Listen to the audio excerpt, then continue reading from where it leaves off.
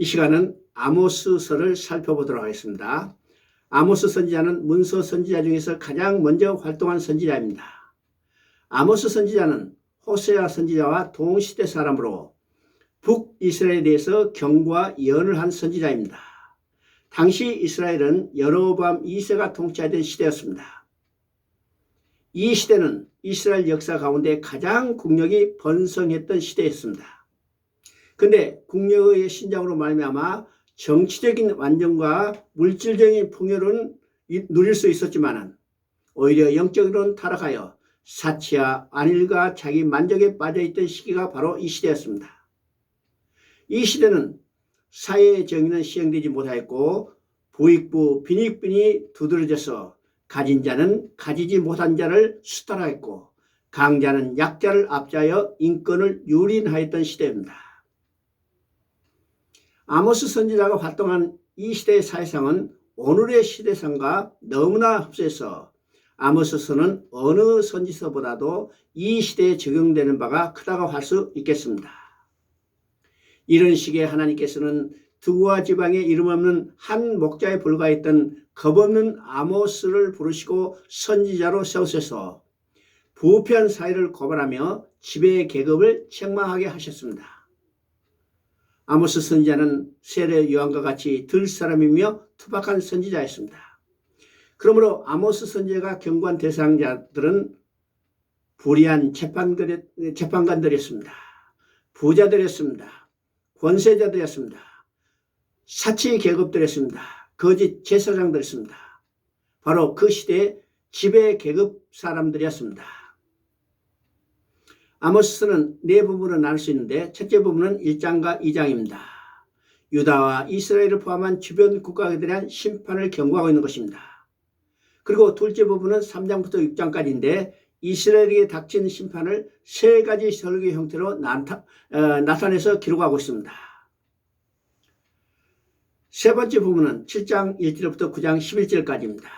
여기서는 죄에 대한 심판을 메뚜기 환상과 불 환상과 다림줄 환상과 여름실과 환상과 단 곁에 서신 하나님 환상 등 5가지 환상을 통해서 강도 높게 경고하고 있습니다. 그리고 마지막 9장 11절부터 15절에서는 심판 이후에 있을 회복에 대해서 5가지 약속을 기록하므로 또 다른 희망을 제시하고 있습니다.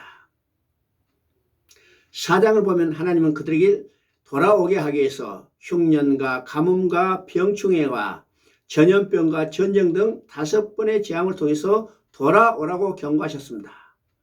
그런데도 너희가 내게로 돌아오지 아니했다고 말씀하십니다. 하나님은 돌아오지 않는 그들에게 이스라엘아 내 하나님 만나기를 준비하라고 말씀하십니다. 그렇습니다. 세상의 모든 사람은 예 없이 모두 다 하나님을 만나게 될 것입니다. 아모스서의 요절을 5장 24절이라고 말할 수 있습니다. 오직 정의를 물같이 공의를 마르지 않는 강같이 흐르게 할지라고 말씀하십니다. 정의와 공의가 시행된 나라는 바로 메시아 왕국입니다. 예수 그리스도가 왕이 되셔서 통치하는 나라입니다. 이것은 명백한 메시아 왕국에 대한 예언입니다.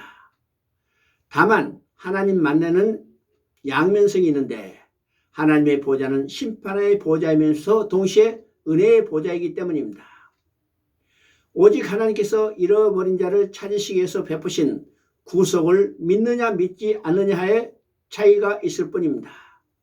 그러므로 그 피를 힘입어 의롭다 여기심을 믿고 나아가는 자들에게는 심판의 보좌가 은혜의 보좌로 바뀌게 되는 것입니다. 그리고 정의와 공의가 다스리는 나라에서 살게 될 것입니다. 그러므로 하나님께서 땅의 모든 족속 중에 너희만 알았나니라고 말씀하십니다. 이것은 이스라엘을 서문으로 택하셔서 세우신 신정왕국은 메시아 왕국에 대한 예표로서 왕국임을 잊어서는 안 됩니다. 그리고 오늘 교회가 그런 것입니다. 교회는 하나님의 택함을 받고 부르심을 받은 백성들이 모인 것입니다. 정의와 공의가 다스려지는 것입니다. 9장에서는 하나님께서 5가지를 통해서 이스라엘 회복을 약속해 주십니다. 첫째는 11절에서 다윗 왕가의 재건을 약속하고 있습니다. 두 번째는 12절에서 만국을 기업으로 얻게 하실 것이라고 약속하십니다. 세 번째는 13절에서 풍성한 물질적 축복을 약속하십니다. 네 번째는 14절에서 포로에서 귀환을 약속하고 있습니다. 마지막 다섯 번째는 15절에서 왕국의 영원한 보존을 약속하십니다. 이 말씀은 복음 시대에 임하게 될 풍성한 은혜를 말씀하고 있는 것입니다. 여기서 세 번이나 내가 하리라고 하나님의 주권이 강조되었음을 주목해야 할 것입니다. 11절에서 다윗의 장막이라고 하는 것은 하나님께서 다윗에게 세우신 언약을 상징적으로 말씀하시는 것입니다.